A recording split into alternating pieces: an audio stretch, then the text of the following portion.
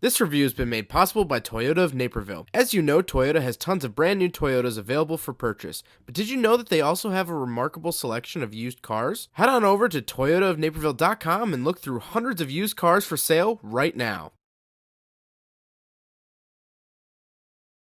Alright, what's up guys? My name is Zach, and today I am driving a 2011 Audi S5. Up front is a 4.2 liter V8, down below is a 6-speed automatic transmission. Guys, I'm super excited to be driving the S5 today for a couple of different reasons. First of all, I've never driven an S5. I've driven an S4 and I loved it to death, so this has to be better. The second reason I'm excited is because that 4.2 liter V8, where have we seen something like that before? Oh yeah, another white Audi I drove a year ago, the Audi R8 V8. It's a very similar motor. The R8 has better internals, revs higher, and makes more power, but if you squint your eyes, they're pretty similar, and that's pretty exciting to me. They're not clones, but they're siblings.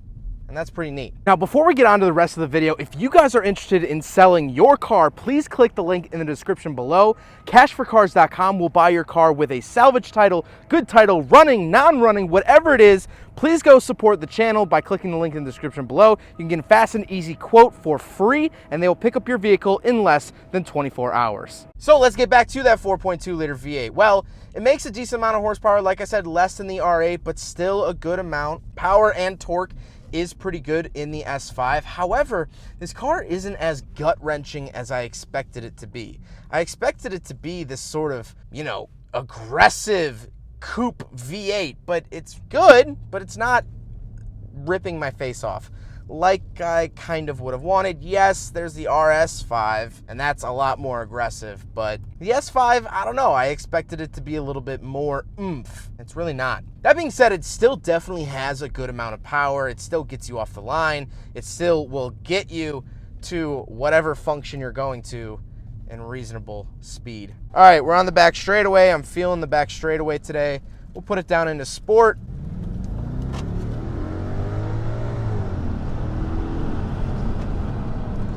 Right, so it's fast, and it revs, and it feels good, but it's not, didn't kick me in the chest. It didn't make me upchuck my lunch.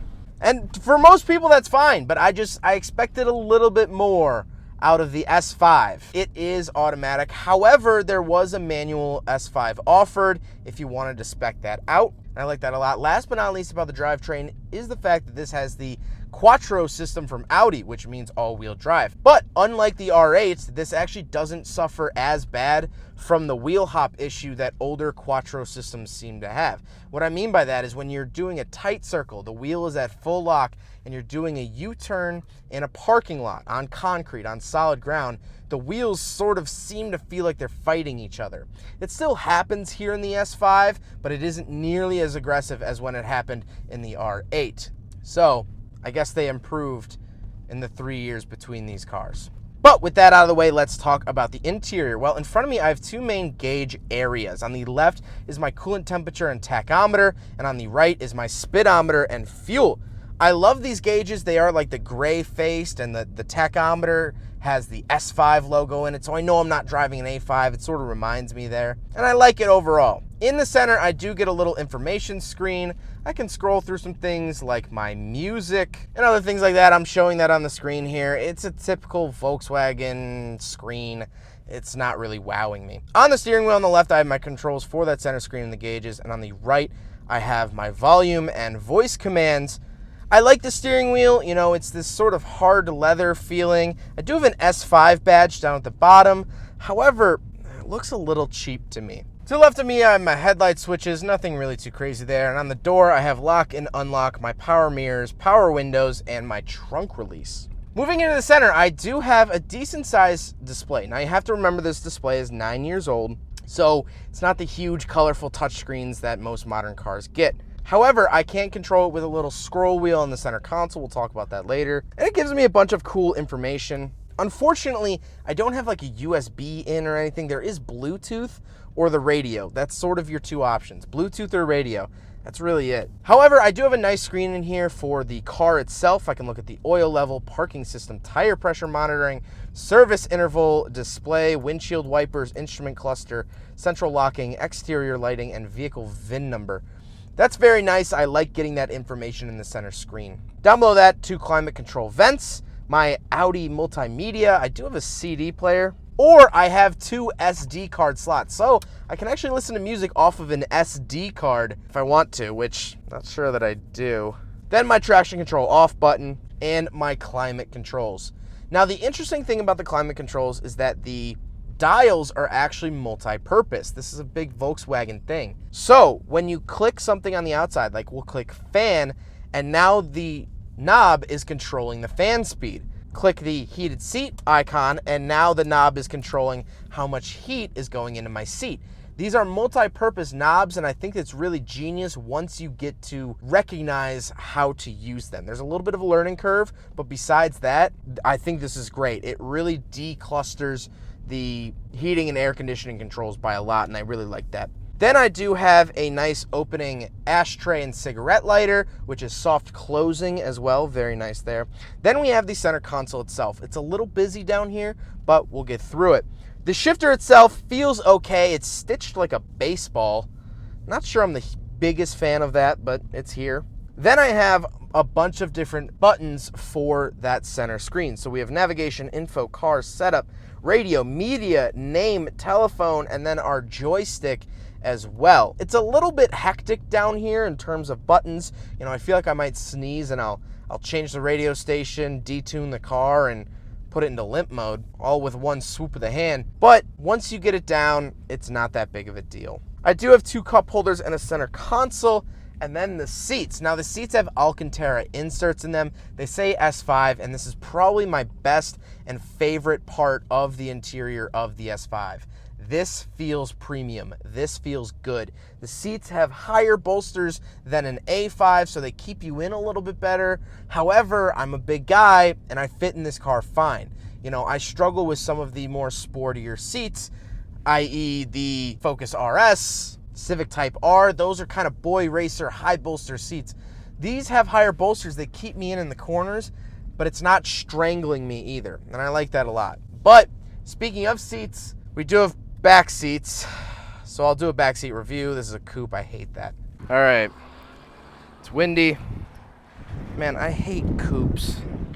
Oh, well, it's auto moving up. That's kind of nice, at least. Why would you want this?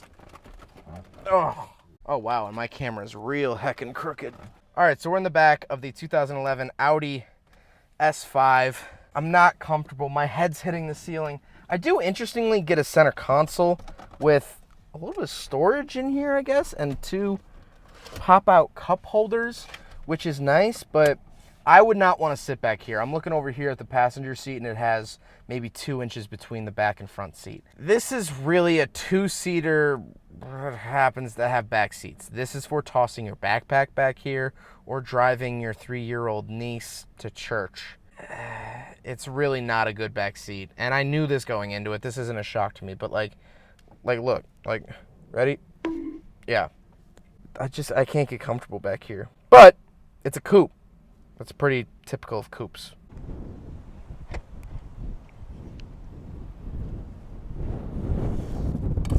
Kind of skinnier than I thought. But that's the trunk. Hip hip hooray. Last but not least about the interior is that I do have a pretty big sunroof. Now the interesting thing is that the sunshade you actually pull towards you to open. Normal cars you pull it back because it hides it back here, but this you actually pull it towards you, so it must roll up, I assume. Very, very interesting. It's sort of like a Stanley Kubrick approach to a sunroof. And what I mean by that is if you ever watch the movie The Shining and you look in the background, the building doesn't make sense. You see people walking into a hallway, and then you see windows that go right through that hallway, where that hallway should have been. It's very interesting if you watch The Shining. The layout of the hotel doesn't make sense, and the sunroof of the S5 doesn't make sense either. Now we gotta talk about the looks. I like the look of the S5. I think it's a little too subtle, and I do want to note that the blacked out taillights are not factory. A previous owner installed those. But I do like the look of it. I think the front grille looks great. I think the stance of it looks great. And I like the look of coupes. I don't like the functionality of coupes. I like looking at them. I wouldn't own one. Because putting people in the back seat is an absolute chore. in this car, as you saw not even a minute ago. So my overall thoughts on the Audi S5 is the fact that I'm a little bummed. Not gonna lie. I thought this car would be more outlandish, more out there. Yeah, sure, this car would make a great highway bomber, and I'm sure it'll sit at a high rate of speed for a long time, and it's very comfortable. It's a comfortable, clean, sleek car, but it's just, I feel like it's missing that S4 edge, that little extra thing. For me, maybe it would have been an exhaust button, so I could open up the exhaust and really hear that 4.2 sing. Because I know it can sing. I'll show a clip here of an Audi R8. I know this engine can sing.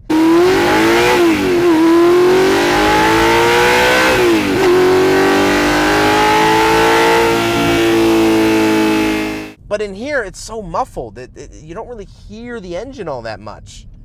And that's a shame. I wish that it had an exhaust mode, or I wish I had this sport mode, or adaptive suspension I could hit, and it feels like I'm riding on bricks, so when I take it around a corner, I feel like I'm in a sporty car, but it's not, I don't know, it's just not hardcore enough. This feels like a top trim Audi A5.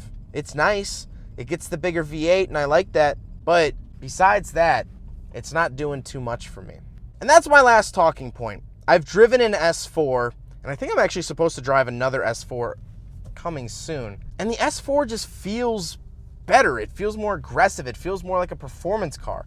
I liked it, honestly, a lot better than the S5. I thought the S5 was going to be better. It's one number better. But in my eyes, it's not. It's not one number better. I prefer the S4. Well, I hope you guys enjoyed the video. Huge thank you to Toyota Naperville for letting me take out their used Audi S5. This is one of their used vehicles. They have hundreds of used cars on the lot at all times. Please go check them out. If you're looking for a new car, that is your first stop, is Toyota of Naperville. Been working with them for almost 2 years coming up here, and they've been absolutely great every single time we've worked together. So huge thank you to them. Their information is up on the screen as well as linked in the description below. But I hope you guys enjoyed the video. Don't forget to rate the video, comment on the video, and subscribe if you really liked it. Take care, guys.